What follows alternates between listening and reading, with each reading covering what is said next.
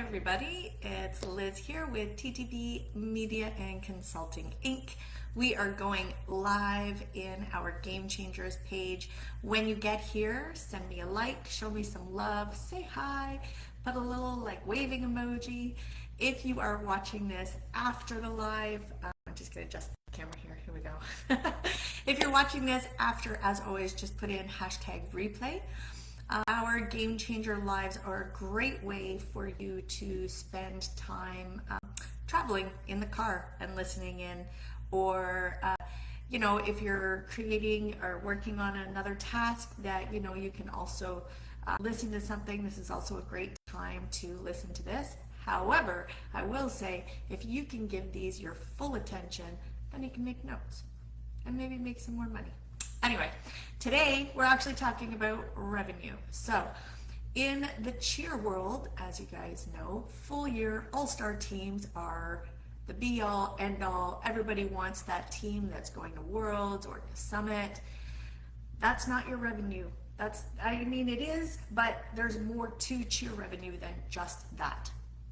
If you don't already, I know many of you do prep teams. Many of you may also do a recreational team, depending on where you are. I know in the States, rec cheer is big. Some of you guys do Pop Warner teams. If you are a dance studio or a dojo, I'm not sure if you guys do teams. I know you do competitive, so help me out here if you're with a martial arts studio. Dance studios, I also know you do competitive and you do recreational. But I'm here to let you know another way to get those kids in the door, whether it's onto a competitive team, a pre-competitive, or a recreational stream. So in our gym, we do full year teams, and our full year teams run from June all the way through to the end of April. The month of May is for clinics and tryouts and all that kind of stuff, but a full year team starts in June. We offer All-Star Elite, All-Star Prep, and Novice. All three of those we offer as a full year team. So depending on where the person or what kind of experience a person wants to have and what kind of skills they have would be which stream we direct them towards. So for example, if we got somebody who's got the skills we're looking for a level in our elite stream, and they want that 2 to 3 day commitment, and they're willing to go to half a dozen competitions and budget's a little higher, then we'll suggest the elite stream to them. If they're looking for something competitive but a little less commitment, so they only want 1 to 2 days a week, they only want to go to 3 or 4 competitions, then we'll offer them the prep stream. And if they're just looking for something fun once a week but more than a recreational class, then we suggest our novice stream to them. Regardless, that's not the only cheer opportunity we offer. So come fall, so we are gearing up right now.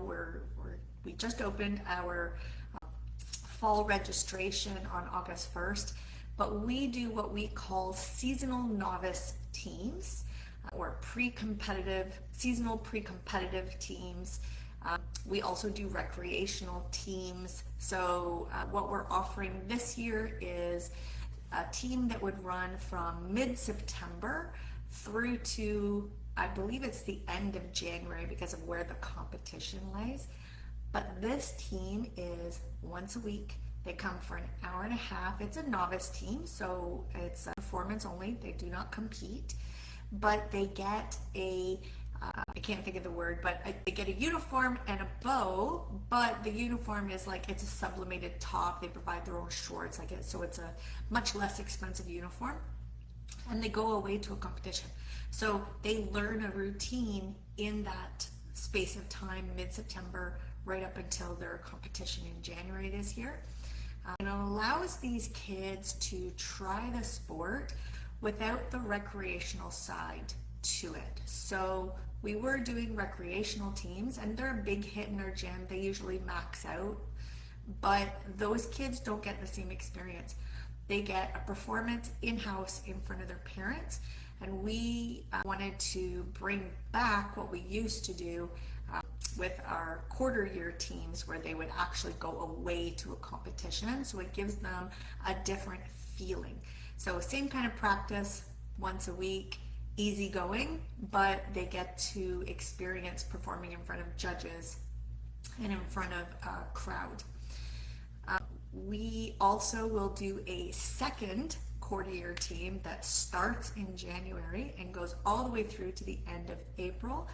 This team is a little different. They'll get 2 performances because then they'll get to go to a competition, but then they also perform at our year-end showcase Wings Up.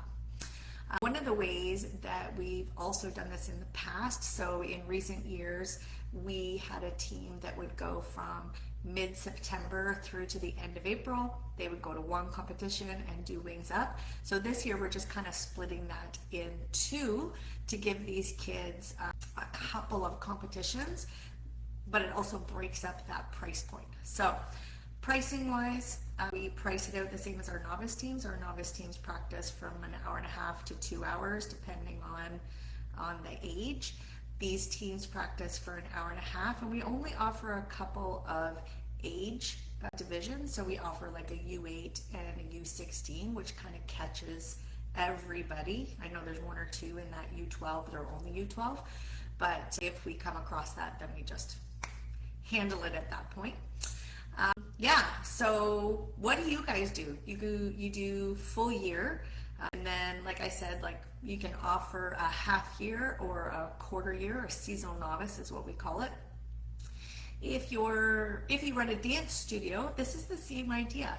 So you've got kids in your competitive stream that compete, they run all year and then they go to competitions. I challenge you to do something like this, to offer a smaller group of kids where they practice once a week and they go to one competition to get a taste of that competitive dance feeling, and tell me how it goes, because I'm curious if the dance world can do things like that. I know when my kids were in dance, I would have loved to have been able to have them try the competitive stream before fully committing to like 4, 5, 6 different dance genres, but just having that one acro for a half season or something would have been fantastic.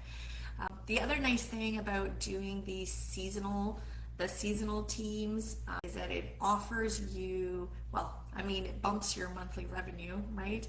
But it offers another budget level for customers. So if this customer would love to put their child on a full year team, but they can't afford the payments, having this quarter year allows them a similar experience at a lower budget, and you're more likely to get that child in. The other thing that we find with our quarter year teams is that the kids continue. So they do the fall team and then they want to do the winter team because they had so much fun with the fall one. And then if they do the winter one, a lot of the times they'll convert into that full year team, opening up spots on that quarter year. So let me know your thoughts on it. Let me know what you guys do to help bring in that little bit of extra revenue and bring in extra kids. So I'm curious, pop it in the comments. As always, if you have any questions, pop them in the comments there. Hope you guys are having a fantastic day up here in southeastern Ontario. It is extremely hot. We've had a heat wave pretty much all summer. We had a little bit of coolness, but it's been like 30 to 35 Celsius for approximately 2 weeks now. So hopefully rain soon. I don't know. Anyway, if you're in a region that's experiencing this heat wave, stay cool, stay hydrated. One last thing for you guys, if you haven't checked it out already, we have a podcast, our Game Changers podcast. It's called Mic'd Up. You can find it on our YouTube channel. We've got a few episodes out there already. Now that's something you can listen to in the car on your drive. All right, that's it for me. If you have any questions, comments, pop them in the comments. And if you'd like to book a discovery call with us, you can message us on social media. Enjoy your day, everybody, and we'll talk again soon.